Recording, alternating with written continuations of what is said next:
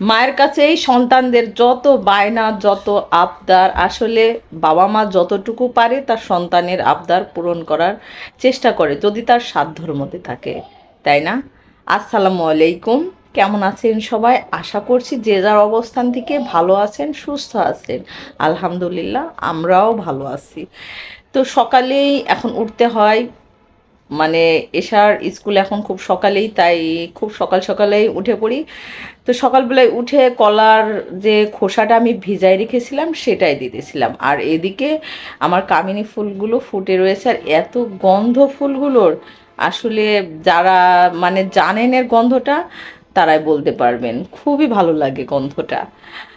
তো গাছগুলোর একে একে, মানে যে গাছগুলোর আমার ফুল ফুটে সে ঠিক সেই গাছের গোড়াগুলোই আমি শুধু এই কলার খোসা ভেজানো পাতা দিই, তাহলে দেখা যাচ্ছে ভালো হয়, ফুলটা বেশি ফুটে। আমার এই গাছটা এত ফুল ফুটে, এই যে গোলাপি কালার ফুল মাঝে মধ্যে আমি দেখাই সেটা, কিন্তু গাছটা নষ্ট হয়ে যাচ্ছে, আর এখন শীতকালে তো গাছগুলো একদমই বিবর্ণ হয়ে যাবে। পরে ভাবলাম যে কি রান্না করব, তো ভাবলাম একটু মসুরির ডালের খিচুড়ি রান্না করি, একটু নরম করে একটা আলুও দিই, আর গাজর থাকলে একটা গাজরও দিয়ে দিই। এটা একটু নরম নরম করে রান্না করলে দেখা যাচ্ছে আচার সাথে ডিম ভাজি বেশ ভালো লাগে খেতে। তো সেজন্য আমি পেঁয়াজ, রসুন, কাঁচামরিচ তেলের পুড়ে দিয়েছি, এলাচ, দারচিনি, মানে সব কিছুই দিয়ে ভেজে নিয়ে এই তো চাল ডালটা দিয়ে দিলাম। পরে গরম মশলা গুঁড়া একটু দিই, তারপরে হলুদের গুঁড়া, মরিচের গুঁড়াটা আমি দিব না কারণ আমার রেহান বাবু একটু খাবে, আর দিয়েছি ধনে গুঁড়া, লবণ, একটু ভেজে নিব। আজ কড়াতেই খিচুড়িটা রান্না বসাইছি। অনেক সময় দেখবেন আমি কড়াতেও রান্না করি, ভালো লাগে যখন যেটা সামনে পাই, যে পাতিলেই যে রান্না করতে হবে এরকম তো কোনো নিয়ম নেই, যেটা পাওয়া যাবে সেটাতেই দেখা যাচ্ছে রান্না করা। তো যখন দেখা যাচ্ছে আমার ঘরে মানে সকালবেলায় খাবার মতো মানে তরকারি না থাকে, মানে ইচ্ছা করে না যে ভাজি কাটবো আবারই করবো, তখন আমি দেখা যাচ্ছে ঝটপট খিচুড়িটাই বসাই দিই বা আলু ভর্তা ভাত বসাই দিই, যেটা তাড়াতাড়ি হয়। অনেক সময় তো আসলে ভালো লাগে না রুটি বানাতে, এটা আমার কেন প্রায় মেয়েদেরই, মানে একটা কাজ সবসময় ইচ্ছা করে না করতে। আর এসা রাত্রেই বলছিলাম একটু ভাপা পিঠা খাবো, তো ভাবলাম দুই তিনটা একটু বানাই। আমি ভাপা পিঠা কখনোই বেশি বানাই না, দেখা যাচ্ছে কয়েকটা, বড় জোর চারটা, মানে আমরা যে কয়জন সেটাই বানাই, আর মেহমান থাকলে তো সেটা আলাদা বিষয়। তো এই কাপড়টা আমি কিন্তু বেঁধেই রাখি, আমার এই কাপড়টা গত বছর বাঁধানো, মানে এই পাতিলে আমি পিঠাটা বানায়ে পানিটা কাত করে ফেলাই দিয়ে ভালো করে কাপড়টা ধুই, উপরে ধুয়ে মানে শুকায়ে আবার পলিথিন দিয়ে সুন্দর করে বেঁধে রেখে দিই, যাতে ভিতরে তেলা পোকা বা অন্য কিছু ঢুকতে না পারে। এভাবে আমি ছোট্ট ছোট্ট করে দুইটা দিই। আমি সবসময় ভাপা পিঠা খুব ছোটই বানাই, এই যে একদমই ছোট বানাই, আহ, এক পাতিলে দেখা যাচ্ছে দুইটা করে চাই। তো আমার হাতের ভাপা পিঠা অনেকেই পছন্দ করে, খুব নরম হয় এবং ছোট ছোট, মানে দেখতেও ভালো লাগে, খেতেও ভালো লাগে। নিজের প্রশংসা দেখা যাচ্ছে নিজেই করলাম। অনেক সময় তো নিজের প্রশংসা নিজেই করতে হয়, কারণ এখন তো আপনাদের আমি খাওয়াতে পাচ্ছি না, শুধু দেখতেই পাচ্ছেন। তো এই তো একটা ডিম ভেজে নিয়েছি, প্রথমে আমার ছেলেকে একটু খাওয়াবো, তারপরে আমি খাবো।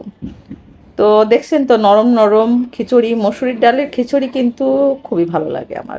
পরে কিছু সোয়েটার ভিজাইছিলাম, সেগুলো একটু ধুয়ে দিছি। সোয়েটার মানে দেখা যাচ্ছে ধুয়েই উঠাই রাখি, কিন্তু আমার ওই যে ডাস্ট অ্যালার্জির সমস্যা, আমি সেগুলো ধুয়ে না, মানে না ধুয়ে পড়তে পারি না, প্রচুর হাঁচি হবে, নিঃশ্বাস নিতে কষ্ট হবে, মানে জুলুম যাকে বলে আমার জন্য। সেজন্য একে একে সব মানে সোয়েটারগুলো, চাদরগুলো এভাবে ধুয়ে দেবো, একদিনে না ধুয়ে দেখা যাচ্ছে অল্প অল্প করে ধুয়ে দেবো, যেগুলো গায়ে দেবো। এভাবে আমার সমস্ত জামা কাপড়ও তাই করি, 1 মাস 2 মাস হয়ে গেলেই দেখা যাচ্ছে ওই জামাটা কিন্তু আমি আর পরতে পারি না, তখন কিন্তু ধুয়েই পরা লাগে। মানে এত আমার ডাস্ট অ্যালার্জি, খুব কষ্ট হয়। যে দেখা যাচ্ছে অনেক সময় হয় না যে একটা জামা কাপড় বের করে হঠাৎ পরে গেলাম তাড়াহুড়ো করে, সেটা কিন্তু আমি পারি না।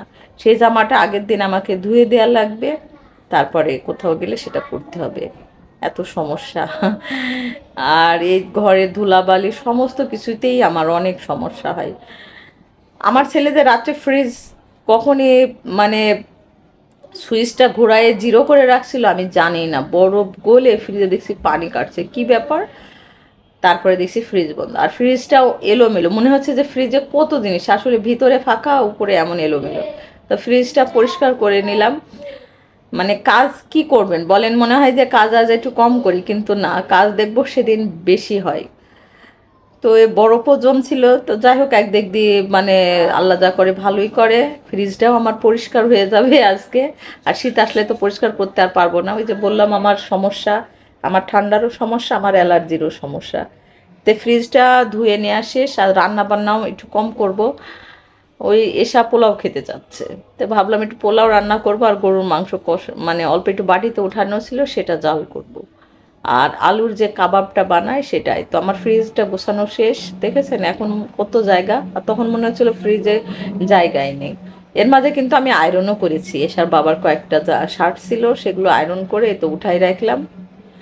কারণ ওই যে বললাম রান্না বান্নায় শর্টকাট, ওরা খেতে চাচ্ছে, আর এসার আবার পোলাও বিরিয়ানি এগুলো খুব পছন্দ।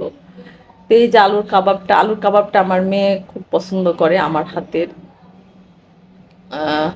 আর পোলাও ভাতের সাথে এটা খেতেও বেশ ভালো লাগে। এর আগে কিন্তু আমি রেসিপি দিয়েছি আলুর কাবাব বানানো, যেটা আপনারা কিন্তু দেখতে পারেন। আবারও যদি সেরকম সময় সুযোগ হয় ইনশাল্লাহ আবারও দেবো। এটা দেখতেও যেমন হয়, খেতেও কিন্তু দারুণ হয়। তো এতক্ষণ দেখতে দেখতে হয়তোবা যারা ভিডিও দেখেই যাচ্ছেন, যদি ভালো লেগে যায়, এবং যারা নতুন আমার চ্যানেলে, অবশ্যই আমার ভিডিওতে একটা লাইক দিয়ে পুরো ভিডিওটা দেখবেন। আরও যদি ভালো লেগে যায় লাইক কমেন্ট শেয়ার করবেন, পাশে থাকবেন। তো আলুর কাবাবগুলো ভাজা শেষ আমার, এখন উঠাই নিয়েছি, এই তো অল্প কয়েকটাই ভেজেছি। যেহেতু আমি পোলাও কম রান্না করব, মানে দুপুরে যাতে শেষ হয়ে যায় সেভাবেই। আর ওই যে ফ্রিজ ধুতে যাই, 1 কেজি দুধ ভিজাইছিলাম, তো 1 কেজি দুধের ভিতর অল্প একটু চাল দিয়ে এই তো পায়েস রান্না করে নিলাম। আর দেখা যাচ্ছে বাড়ির দুধ তো, এসব বাবা নিয়ে এসেছিল, সেই দুধটা দেখা যাচ্ছে জাল করতে করতে এমন লালই চলে আসে, মানে কালার চলে আসে। বাড়ির দুধ আসলে যারা মানে আশেপাশে দেখা দুধ যে সলিড, কোনো দুধে ভেজাল নেই, সেই দুধগুলো আসলে ভালোই হয়। আর এই যে বললাম অল্প পরিমাণ পোলাও রান্না করব। তো এই তো আমার পোলাও, একটু গাজর কুচিও দিয়েছি। এই গাজর কিন্তু এখন পর্যন্ত গত বছরের গাজরই খাচ্ছি আমি, সবসময় 1-2 কেজি পরিমাণ গাজর কুচি করে এভাবে ডিপ করে রেখে দিই, যেটা আমি অন্যান্য সময় খাই। একবারে আমি তো সব কিছুতে আসলে গাজর খাই না, শুধু একটু পোলাওতে দিই, আর নাই লুডুসে দিই। তো পোলাও দিলে দেখা যাচ্ছে পোলাওটা দেখতেও বেশ ভালো লাগে। তো রান্না বান্না কিন্তু এগুলোই আজকে, এই তো পোলাও, মাংস আর আলুর কাবাব। সকালকার খিচুড়িও কিন্তু এখন অনেকটাই আছে। তো এর মাঝে গোসল করে নিয়েছিলাম, ওই যে ফ্রিজ পরিষ্কার করেছি না, ফ্রিজ পরিষ্কার করে তারপরে কিন্তু আমি মানে পোলাওটা রান্না করতে এসেছিলাম। এর মাঝে দেখছেন থালা বাসন কিন্তু একবার ধুয়েও গেছি, আবার থালা বাসন জমে গেছে। তো সন্তানদের আবদার পূরণ করতে যে অনেক কিছুই শুনতে হয় আসলে। মানে আমার পোলাও ততটা ভালো লাগে না, একটু রোস্ট হলে ভালো লাগে, ওদের ভালো লাগবে তাই করা। আর রেহান বাবু অনেক সময় খায়, মানে দুই ভাই বোনই, এসার বেশি পছন্দ, রেহান বাবু তো আসলে ততটা খায় না যতটুকু খায়। তো থালা বাসন গেলা ধুয়ে নিচ্ছে, অনেকেই তো মনে করে বাসা বাড়িতে কোনো কাজ নেই, এরা শুধু মানে ভিডিও যারা করে তারা ভিডিওই করে আর মোবাইলই দেখে, কিন্তু আসলে না, অনেক কাজই থাকে, যার যার সংসারে তার তার সেই পরিমাণ কাজ। পরে বিকেলবেলা একটু চা আর এই যে ডাল বেটে রাখছিলাম, মানে ফ্রিজেই ডাল বাটাটা ছিল, সেটার একটু বড়া বানাই নিচ্ছি। তা আমাদের জন্য মরিচ দিয়েছি, আর রেহান বাবুর জন্য এই পাশের চারটা হচ্ছে কোনো মরিচ দিইনি, আর চা। এই তো আজকের নাস্তা। তো আমার ভিডিওটা কেমন লাগলো অবশ্যই কমেন্ট করবেন। আপনারা ভালো থাকুন, সুস্থ থাকুন। যদি সুস্থ থাকি ইনশাল্লাহ আবার নতুন ভিডিও নিয়ে আসবো। সে পর্যন্তই আল্লাহ হাফিজ, আসসালামু আলাইকুম।